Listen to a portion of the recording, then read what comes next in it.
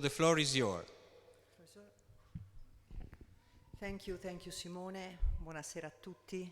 We are a little tired and perhaps we have not a lot of minutes. Quindi the scientific coordinators of this festival have the task not very simple to take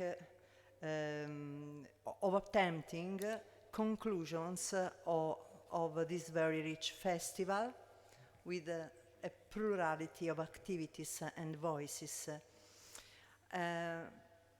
My task is to make a few remarks about game insight. As you know, the team led by Aparna Tandem involved high school students from Florence and from Lucca. This mind mapping with the related discussion allowed students to underline the features of the city important to them, the specific risk, the threats related, for example, to pollution and the possible solution. This team has already offered us an interpretative key and an accurate presentation of the work that has been done, and perhaps it is not too interesting now to repeat it. Instead, it's interesting to point out developments related to this important and very interesting activity. Inside this participatory game educates the younger generations to discuss their perception of the city. Open then to a discussion of urban spaces, their use, and the value of heritage. It has been said in the course of this festival that heritage is a process of cultural construction.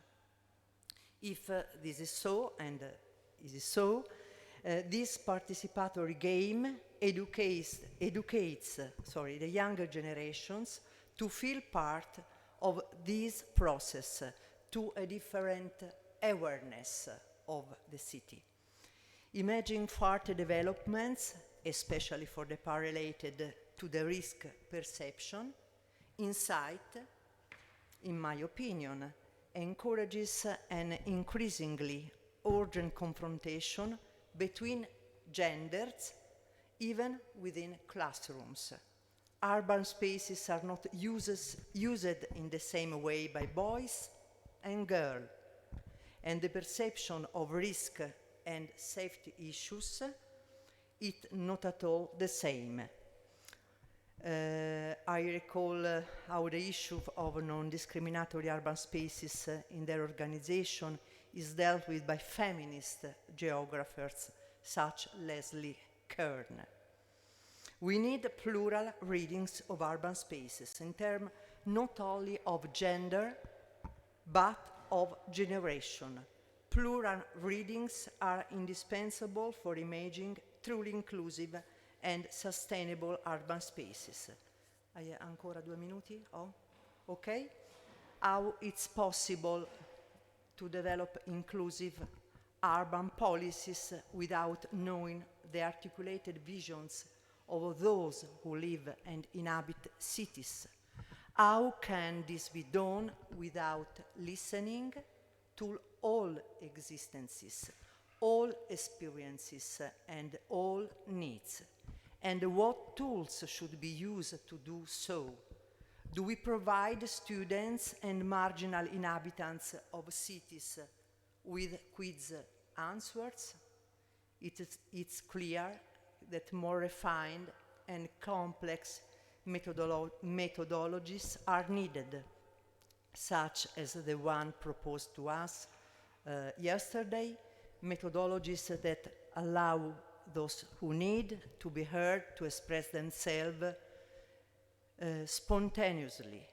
Administrations must deal with this type of survey, promote it, to get ideas, suggestions, to set up innovative and inclusive urban policies. Thank you. Non avevo finito, ma va bene. So thank you, Aurora. I will bring some conclusions about the learning journey that we had. So on the first session of the learning journey that took place yesterday, and that was conceived and coordinated with Francesco Bandarin, the series that we organized was related to the future. So it was called the Future Series. And in this series, we had 8 international experts in the field of cultural natural heritage that have taken part with a presentation and with a conclusive short debate. And the outcomes of this session can be traced in some, but not only, of the following thematic lines. So, for example, the implications of the urbanization process and the constant growth in the number of metropolis, the strong relationship between nature and culture in its rural and urban dimension that needs to be emphasized also in relation to the types of properties registered in the heritage list, cultural and biological diversity, investigating the relationship with cultural landscapes and ecosystems, going beyond the historic urban landscape approach. The important examples that have been touched regarding the sites of memory and the disasters following the conflicts, unfortunately widespread in various parts of the world. That these conflicts that bring not only material but also immaterial destruction, because they live entire generations growing up without the memory of heritage and of peace. And tourism, that is one of the most widespread ways of heritage fruition, but is also environmentally and culturally impactful. And the possible features of heritage fruition, as the one that we are proposing with life beyond tourism, they should be carefully thought and developed as alternative economic systems related to heritage. Heritage protection documents the development and adaptation to the contemporary world, and the lack of inclusiveness of conservation institutions, in particular of the civil society and of youngsters. And today we had 2 panels that actually were developed in the form of highly open and inclusive debates organized in collaboration with ICROM, with Aparna Tandem that was the main moderator, but also with 2 young girls that are working with her, young practitioners that are working with her. So the first one on heritage and environment. So we know that heritage and climate change is one of the most important drama that we are living now, and its effects like extreme weather, heat waves, droughts, insects and diseases, sea level rises, infrastructure failures are every day more visible. And they impact on heritage very consistently. So, for example, with the pooling of water in monuments and buildings, with the wind blow trees over properties, erosion. So the outcomes, the takeaways of this session can be resumed in 4 points, so that it has to be the effects needs to be worked by all the actors and stakeholders up to tourism operators, and they are not just a property issue. The second one needs to work with local culture and traditional knowledge to go beyond the effects of climate change. The great contribution from hydrology that we had during the panel that needs to avoid the silo approach, making the discussion interdisciplinary. And finally, the 4th point, the evidence of the effects on tourism of climate change, such as, for example, there was mentioned the scarcity of water in Florence and the possibility in the next years probably to host that number of travelers. So how to respond to that? Which type of tourism? And the last panel was the one on sustainable peace. So starting from the fact that peace is not a negative conception, a negative concept. So it's not the state with no violence or with no wars, but it is a positive state in which people are able to adjust the conflict without violence. And in this framework, there were 3 case studies that were presented, the one on Myanmar, the second one of Bosnia, and the third one of Syria. And finally, the takeaways are that peace is lived and sustained locally, involving local communities and their memories, identities, freedoms for culture and religion. Secondly, the need of time for peace building and for having an intergenerational perspective. Time is needed to elaborate all the process of war. Thirdly and lastly, peace cannot be taken for granted, and it is something that is practiced every day, and therefore the social structures that help in solving local conflicts or disputes are needed and should be diffused locally and even in a traditional form. So thank you. I will pass the word to the cultural storytelling. Thank you. The rich program of contributions for cultural storytelling offered us the opportunity to deepen our knowledge of the territories and cultures that took part in this festival, strengthening the basis for a dialogue of mutual understanding and therefore peace. We listened to and admired the territories of countries from 5 different continents.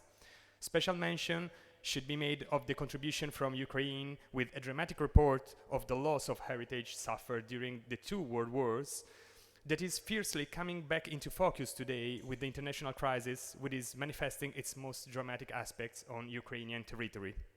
We focused our conclusions on the key words that emerged and highlight common elements among different cultures in their approach to heritage. Belonging. Every people feels a strong desire to tell and make understood their history and culture, places of major interest and traditions. Environment. Among the places that constitute heritage, territories with a high landscape and naturalistic value recurrently appear. These places are exposed to risks associated with pollution and climate change, demonstrating a fragility that only in relatively recent times we learn to understand. Traditions. Many traditions have sprung up over time for the purpose of raising awareness of the most valuable aspects of places and the importance of preserving territories from a naturalistic point of view for reasons ultimately connected to our very existence. Stratification. The heritage has been enriched over time by a process of stratification in which new cultural elements have gradually been superimposed on the pre-existing heritage. Roots. It emerges that the destruction or loss of heritage also constitutes a loss in terms of understanding our current identity, which cross-culturally we learn to read from the historical analysis of our territory. Contaminations. History has taught us that the cross-cultural contaminations have led to new cultural expressions, including artistic and architectural expressions, which still constitute heritage today. Where, however, a culture has erased pre-existing heritage, there has been a loss of roots, sometimes impossible to recover. Linkage. Nature, history, folklore and traditions, religion, entrepreneurship or craftsmanship, and tourism are closely intertwined. If heritage is the result of all these elements, only an integrated analysis, taking into account how these elements have influenced each other, can allow us to understand the roots of what is valuable today and consequently learn to protect it properly and give it new life. It is encouraging to observe that the process of patrimonialization is gaining importance in all participating countries. The awareness-raising action of institutions and organizations working for the protection of heritage of so many civil society associations, of international and deeply motivated realities such as the Romualdo del Bianco Foundation, is leading to a progressive awareness of the importance of building and protective and authentic heritage, a goal possible only with collaboration and respect among different countries and cultures in order to avoid destruction and irreparable losses. Thank you.